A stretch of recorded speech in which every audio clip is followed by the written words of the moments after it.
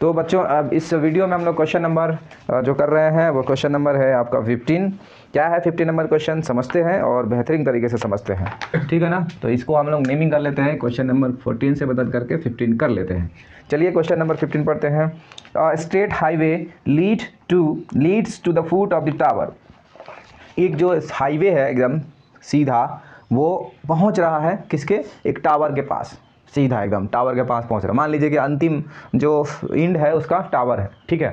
फिर उसके बाद बोलता है a man standing at the top of the tower observe a car eight angle of depression of 30 degree which is approaching the foot of the tower with uniform speed. 6 minutes later the angle of depression of the car is found to be 60 degree. Find the time taken by the car to reach the foot of the tower. State highway है, state highway के and में क्या है, tower है और वहाँ पास एक व्यक्ति बैठा हुआ है, ठीक है। व्यक्ति बैठा हुआ है तो एक एंगल ऑफ जो डिप्रेशन बन रहा है फर्स्ट केस में वो कितना बन रहा है, 30 डिग्री बन रहा है। और फिर उसके बाद जब कार 6 सेकंड बाद कार आती है, कुछ दूरी पर यहाँ पास आ जाती है, तो 6 सेकंड बाद यहाँ पास आती है जब तो कार, तो यहाँ पास एंगल ऑफ डिप्रेशन ज्यादा बनेगा। और कितना बन रहा है बच्चे, 60 डिग्री बन रहा है। तो यहाँ 60 डिग्री बन रहा है। तो इस केस में पूछा है कि अब जो है, अब यहाँ से टावर के फुट तक पहुंचने में कार को कितना टाइम लगेगा, यानी या डी से ए तक पहुंचने में टाइम पूछ रहा है कितना लगेगा, यानी यहाँ पास टाइम का रोल है। तो समझिए बात को, यहाँ पास कुछ लेट करना पड़ेगा, कुछ मानना पड़ेगा, ठीक है ना। और हिंदी में क्वेश्चंस जो है जैसा कि मैं पढ़ता हूँ उसको भी पढ़ देता हूँ जल्दी से। क्वेश्चन नंबर 15 है, एक सीधा राजमार्ग एक मीनार के पाद तक जाता है। मीनार के शिखर पर खड़ा एक आदमी एक कार को 30 डिग्री के अवनमन कोण पर देखता है, जो कि मीनार के पाद की ओर एक समान चाल से जाता है, मतलब स्पीड जो है यूनिफॉर्म है। 6 सेकंड बाद कार का अवनमन कोण 60 डिग्री हो जाता है। इस बिंदु से मीनार के पाद तक पहुंचने में, इस बिंदु से मतलब 6 सेकंड बाद जब जाता है उसके बाद बोल रहा है कि उसके बाद पाद तक यानी फुट तक पहुंचने में कार द्वारा लिया गया समय ज्ञात कीजिए। यानी कुल मिलाकर के हमको यहाँ से यहाँ तक जो टाइम लेगा पहुंचने में वो पता करना है। आओ बच्चों कुछ लेट कर लेते हैं। सबसे पहले इंग्लिश में और उसको हिंदी में मैं बोलूंगा तो आप लोग नोट कर लेंगे अपने नोटबुक में।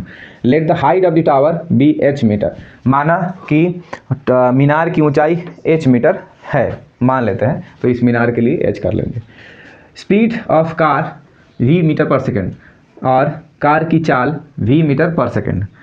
लेट द कार टेक्स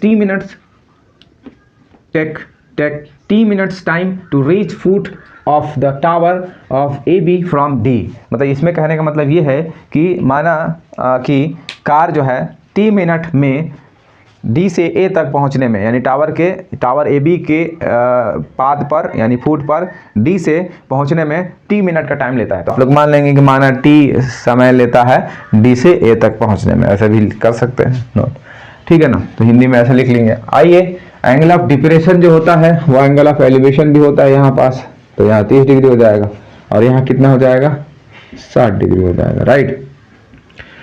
अब हम लोग क्या करेंगे बच्चे, यहाँ की तो दूरी दी नहीं है, लेकिन यहाँ हम लोगों को पता है, क्वेश्चन में बोल रखा है कि जो स्पीड है ना यूनिफॉर्म है, मतलब एक समान है।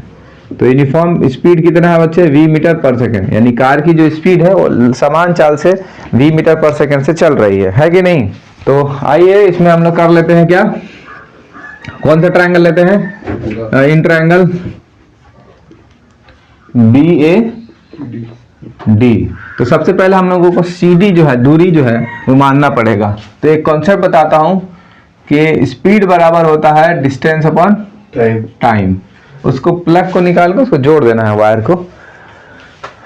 स्पीड इक्वल क्या होता है, डिस्टेंस अपॉन टाइम। तो स्पीड क्या है बच्चे, v है, और डी यहां से यहां तक का करना है, तो यहां से डी सी क्या है, सी डी है, और टाइम कितना ले रहा है, टाइम से 6 सेकंड, यहाँ 6 सेकंड ले रहा है, गुड। तो 6 कर लेंगे यहाँ पर, ठीक है ना। तो अब क्या हो जाएगा, v इंटू, अब सी डी की जो डिस्टेंस है वो क्या हो जाएगा, कुछ नहीं तो ऐसे क्रॉस मल्टीप्लाई कराएंगे, तो v 6v is equal C D, तो CD जो मिलेगा अपन लोग को वो क्या मिलेगा 6V। तो यहाँ CD का जो डिस्टेंस किस रूप में मिलेगा 6V के रूप में मिलेगा, यानी चाल गुणे जो समय होता है वो दूरी होता है। और यहाँ कितना चाल है सर, वही है V ही है। और टाइम कितना यहाँ ले रहा है, तो यहाँ मान ली है T टाइम ले रहा है, मतलब D से A तक पहुंचने में T। तो यहाँ हम लोगों को CD की दूरी निकल गई ना, और DA की भी दूरी निकल गई डिस्टेंस। तो अब हम लोगों का काम हो जाएगा। तो आओ बच्चों ट्रायंगल BAD में आते हैं। BAD में क्या टाइम कितना डिग्री बन रहा है बच्चों 60। BA लंब बटे आधार P/B VT। गुड। और इसका वैल्यू जो होता है बच्चे √3 होता है। गुड। VT कुछ नहीं तो नीचे 1 मानो, क्रॉस मल्टीप्लाई करो तो √, अच्छा इसको ऐसे कर लेंगे तो ज़्यादा ही रहेगा, ये BA हो जाएगा और इसको क्रॉस कराएंगे तो डायरेक्ट लिख देते हैं √3 VT। ओके, BA आ गया ना बच्चे, BA आ गया, ठीक है। अब हम लोग करेंगे इन ट्रायंगल BAC में। नाउ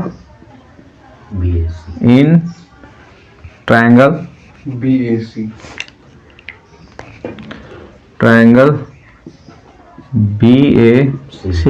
tan कितना डिग्री है बच्चों 30 डिग्री है, राइट 30 डिग्री। और इसका P कितना है, तो सर वही है H ही है। कितना है H ही है, मतलब मान लो BA वही है, H को BA कर सकते हैं। हाँ तो H लिखे भी नहीं, कोई दिक्कत नहीं है। अच्छा आधार कितना है बच्चे 6V प्लस VT। कैसे 6V प्लस, पूरा लेना है ना बच्चे, तो ये और प्लस ये करेंगे। चाहे तो एक बार ऐसे मतलब शॉर्ट, मतलब ऐसे खोल करके लिख सकते थे अच्छे से, ऐसे पूरा वैल्यू, इसका वैल्यू √3 1/√3, इसका H और इसका जो है 6V और प्लस VT ऐसा लिख सकते हैं, है ना। ये भी H लिख सकते हैं, H = √3 VT, राइट, ठीक है ना। अब यहाँ से क्रॉस मल्टीप्लाई करते हैं, इसका इससे, इसका इससे, तो इसका इससे कराएंगे तो क्या आ जाएगा √3 H, और इसका इससे कराएंगे तो वही आ जाएगा 6V और VT। कोई दिक्कत, कोई परेशानी? No sir. अच्छा आ जाओ VH का, H तो हम लोग करना ही है ना, H का कोई रोल नहीं है, तो H का वैल्यू कुछ है क्या? यस सर, H का वैल्यू है, कितना है √3। इसको इक्वेशन फर्स्ट मानोगे तो लिख दोगे समीकरण 1 से, समीकरण 1 से मतलब समीकरण 1 से H का वैल्यू उठा रहे हैं और रख रहे हैं फ्रॉम इक्वेशन सेकंड फर्स्ट। तो √3 H का वैल्यू कितना है बच्चे √3 VT। Good. 6V plus VT, तो यहाँ √3 कितना हो जाएगा 3। Good, 3 VT। और ये इसमें से क्या करेंगे V कॉमन ले लेंगे तो क्या हो जाएगा V 6 प्लस T। बोलो हाँ है ना, एक V और एक V कट जाएगा तो बचेगा 3T = 6 प्लस T। T को इधर लाएंगे 3T की तरफ तो माइनस में आएगा, अगर 6 3T में से एक T माइनस होगा तो 2T आ जाएगा, और ये डिवाइड में चला जाएगा 6 के, 2 3 6, और सेकंड में है तो सेकंड में हमारा आंसर हो जाएगा। तो अतः D से A तक पहुंचने में 3 सेकंड का समय लगेगा, है ना। तो इस वीडियो में इतना ही। अब हम लोग क्वेश्चन नंबर 16 सेकंड अगले वीडियो में हम लोग देखते हैं, है ना। तो समझ में आया हो तो फिर वीडियो को लगातार देखते रहें।